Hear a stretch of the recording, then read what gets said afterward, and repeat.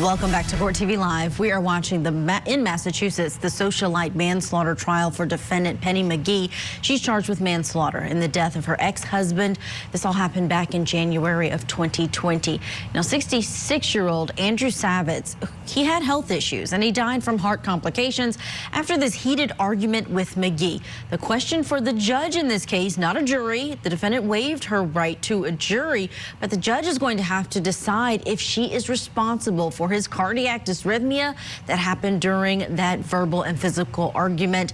Right now, we're listening to the doctor who performed the autopsy on the deceased, and she's under cross-examination by Penny McGee's attorney. But he was angry in the presence of another person.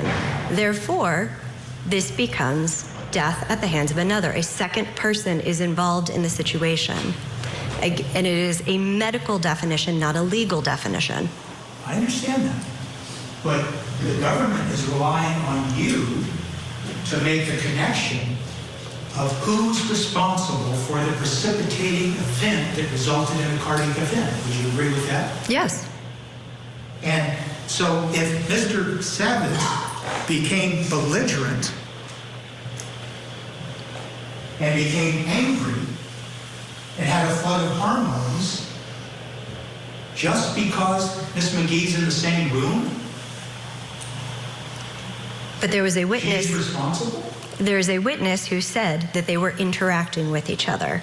This is not a situation where she was sitting in the room, not interacting with him. Therefore, there were two people involved in the discussion, per the reports that are part of my decision, which indicates that there were two people involved, not just the decedent. Is it your testimony also, in your medical opinion, that someone can have a, quote, vigorous verbal argument and that would sustain a finding of manner of death such as you've made in this case? Yes. But doesn't the literature that you've quoted so much talk about homicide and heart attack doesn't include just vigorous verbal argument? No, some of these documents do say that it can be Show pure. me a document that says that.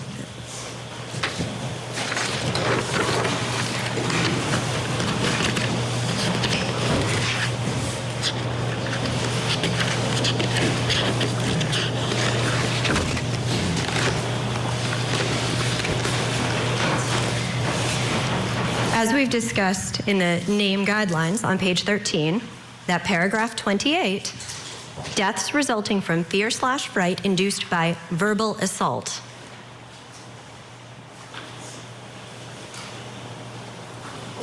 And you mean that's just a verbal argument? Yes.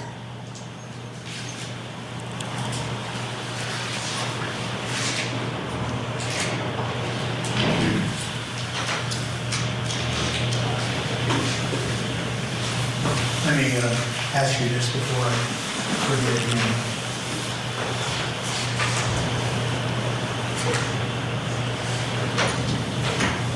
So I'm going to give you a hypothetical. Okay. The two people, Ms. McGee and Mr. Savage, were having a discussion that escalated into a verbal argument. And Mr. Savage became belligerent. And assuming for the next fact that he told her to get out of the house, and he pushed her against the living room wall. And assuming the next fact, in the hypothetical, he continued pushing her several times, pushing her into the adjacent kitchen dining room area. And for the next fact, for this hypothetical, he pushed her into the kitchen table, which resulted in several plates being knocked off the table and broke on the kitchen floor. The next fact, he then pushed her into the kitchen refrigerator, grabbed her by the hair, and began to push her down the hallway towards the front door. And the final fact, when they entered the front hallway, Mr. Savitz fell and collapsed. Based on that hypothetical, Is it your opinion then that the precipitating event that resulted in the cardiac event at issue was not Mr. Savitz's own anger, his own conduct, and assaulting Ms. McGee and pushing her into a wall, and then pushing her into the kitchen, and then pushing her into kitchen appliances, and then pushing her down the hallway? And while he's pushing her and grabbing her hair, he collapses. Are you saying that it's still somehow she's responsible, she's the precipitating event? Yes, per the medical definition of homicide.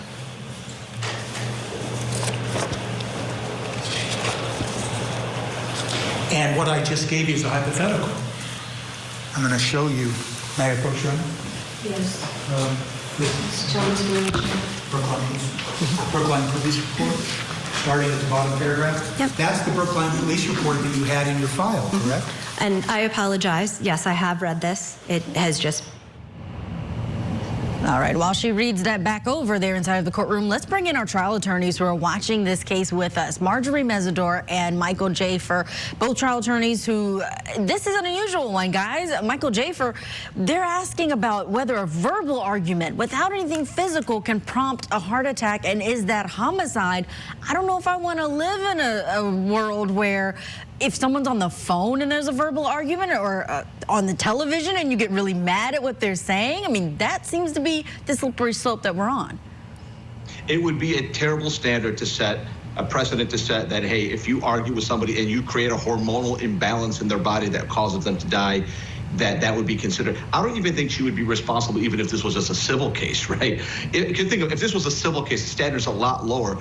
Was it a foreseeable part of your conduct? Would your conduct foreseeably let you know that somebody's going to die from this? Well, no, of course not, right? It would be crazy. And right now she's being charged with manslaughter, right? So voluntary manslaughter in Massachusetts requires some sort of, intentional killing by accident. Involuntary manslaughter requires that you be reckless. Was she reckless in going to his house and arguing with him about being evicted, about something she justifiably should have been upset? She's being evicted by his brother. Well, I don't think that that's an unreasonable thing to be upset about, him being upset. But she has a really good attorney who's ultra prepared. I've seen this attorney prep. I've seen this attorney argue cases on court TV, other high profile cases.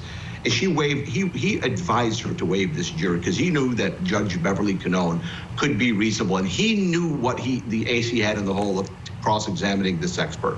Now, I'm not saying it's guaranteed that he's going to prevail, but it seems likely that he is, because at the end of the day, he's poked holes in this expert, and this expert honestly is being honest. I like that. She's being honest. Yeah, if he was upset by himself, we would not be having this conversation. But he was upset because somebody else made him upset. I think it's a stretch. I don't think she should be convicted, and I agree with you. I don't want to live in a world where if you argue with somebody and they die, you're gonna be guilty of manslaughter. It's not like she was driving and distracting and ran somebody over. This is different. So I don't think that they're going to prove their case. Marjorie Mesidor, what do you think? Because this clearly is not well settled law. They are really getting into the nuts and bolts. This is a bench trial. Do you think the reason that they are getting so technical with this forensic pathologist, where I think they might lose a jury, but because it's the judge, they are spending a lot of time here?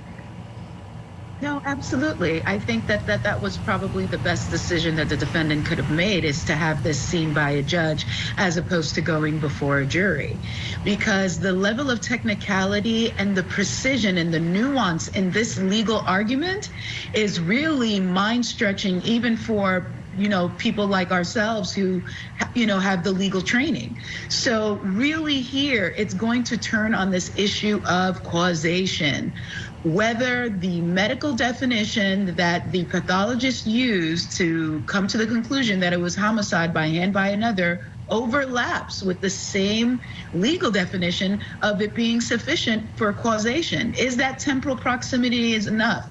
If I have to guess, I'm going to say that it isn't. It's far too much of a slippery slope. Pre-existing health conditions, whether or not that she knew that this person had a heart condition before. There's so much there that is up for speculation. And being that it was not an extraordinary circumstance, just a simple argument, it might be too tough of a hill for the prosecution to overcome. Yeah, a lot of factors at play, certainly there inside of that court.